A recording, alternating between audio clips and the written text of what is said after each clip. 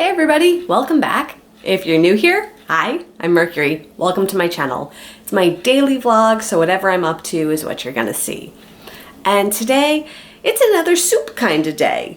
So I found a recipe online on a website called Half Baked Harvest, and it's a recipe for herby shallot soup. Now there are some modifications I'm gonna have to make to fit to my diet. So it's not a strict recipe review in the sense that I need to make some modifications, but for the most part, it's gonna be pretty close. I'm gonna have to substitute oat flour for regular flour. I'm gonna have to substitute honey for brown sugar. I have to leave out the Worcestershire sauce, and I have to leave out the bread that goes on top. So like I said, there are some things I have to leave out or omit or modify. But I think I'm getting close enough that the flavor of the soup should be there. So I want to see how this tastes. So I figured I'd give it a shot. So let's go to the kitchen. Here is the ingredient lineup. I have some garlic, some butter. These are shallots. These are actually pretty big shallots. Then I have an onion, some sage. I didn't have any thyme, but I have herbes de Provence, which includes thyme, so I'm going to use this instead. I have bay leaves, honey, and chicken broth.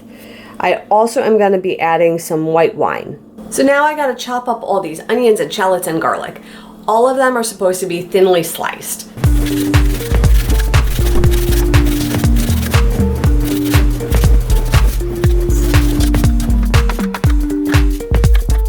So now that I got all of my onions and garlic all prepped, I'm ready to start cooking. So I have my big old soup pot all ready to go.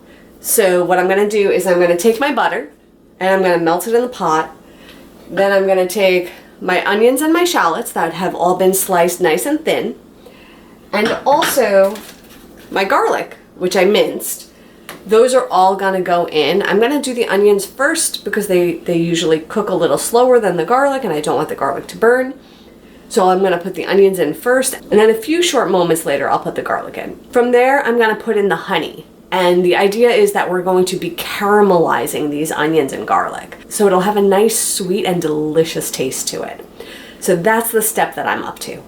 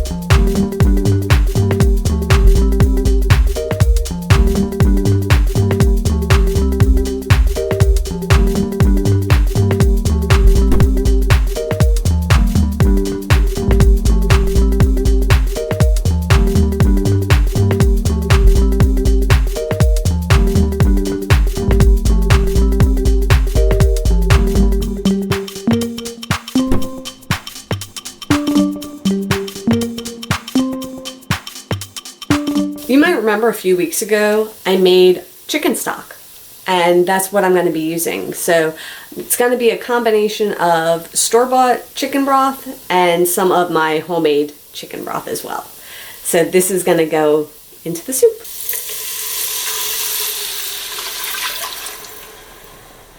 Then I have some white wine, and we're going to use a cup of that.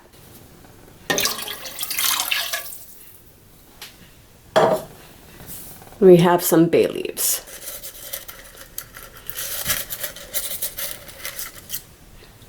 Now I'm going to let that come up to a simmer, and it's going to cook for a little while. Most of that alcohol is going to cook off, but you're going to have that nice flavor to enhance the soup. So we'll see how that goes. That's the hope. That's the plan, right? So we'll let it simmer and do its thing. So it smells so good in here. I wish there was like smell-o-vision so I could share this with you, but like I want to like waft it. I'll waft it to you guys. This smells so good. It's all the herbs are so fragrant, and all of the onions and the garlic. Oh my God, this, I want to like swim in the smell. It's like, this is really good. I'm so excited to have this, and it's not even done. It still has to simmer for a few more minutes, but my whole place smells delicious. So it's done simmering. Still smells fantastic. So now I gotta pull these bay leaves out, because anytime you cook with bay leaves, you don't eat the bay leaves. You gotta remove them after you've cooked your broth. So I gotta fish these out.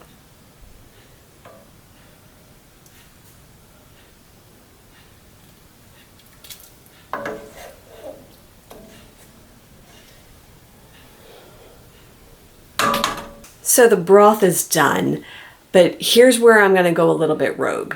At this part of the recipe, this is where the bread and stuff that I can't eat comes in.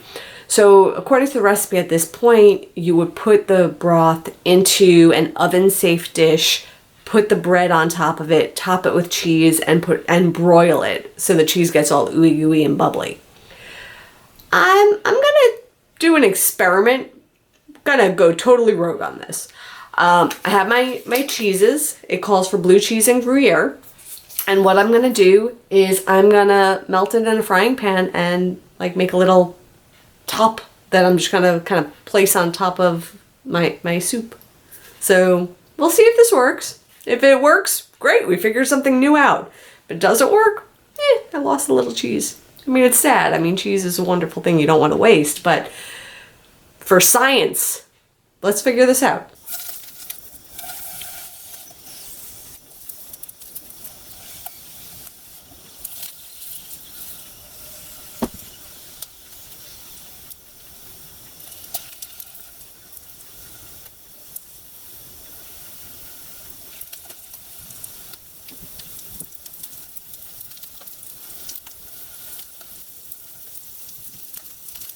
Now it's time to give it a taste. So I put it in this mug. So my cheese theory, I ended up with a lump of fried cheese. It didn't get all ooey gooey like I was anticipating. I mean, it's like literally like a lump of fried cheese. But, I mean, ain't nothing wrong with fried cheese, right? So let me give this a try. Let me try to get a bit of this cheese. Okay, I'm just gonna have to bite the cheese, and there's gonna be no neat and dignified way of doing this. This is just gonna be a mess, but that's okay. We're just gonna go with this because I wanna get a little everything in a bite, but this cheese is, because it has that fried bottom, it's not gonna be pretty, so.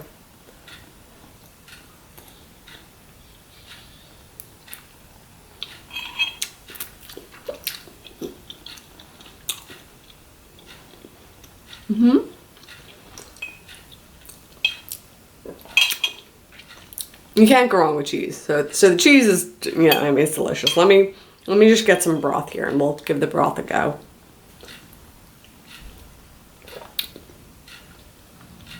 Ooh, that is rich and buttery, and the onion flavor just really shines through.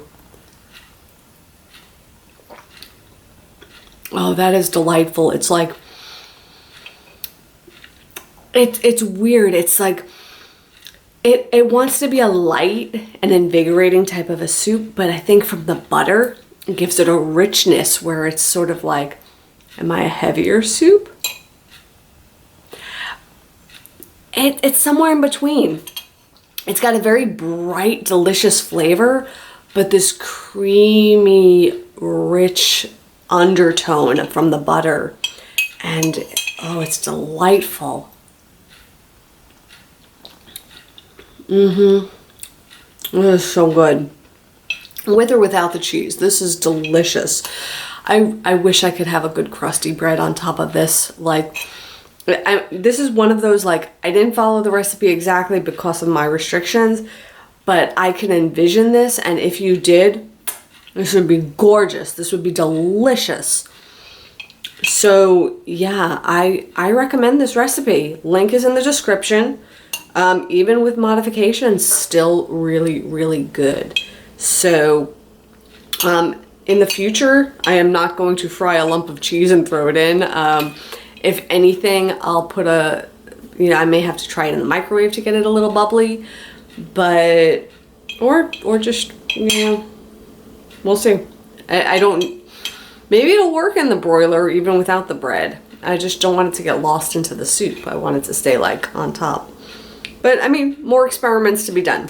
So if you give this recipe a try, let me know in the comments below. Let me know if it worked out for you, if you had to make any modifications to it also, and what you did, or if you just tried it like straight as is, because this is great. I would definitely recommend it. And again, this came from a website called Half Baked Harvest. And like I said, the link is going to be in the description of the video. So with that, I am done for today, and I will see you all tomorrow. And until then, stay inspired by everyone. Take care.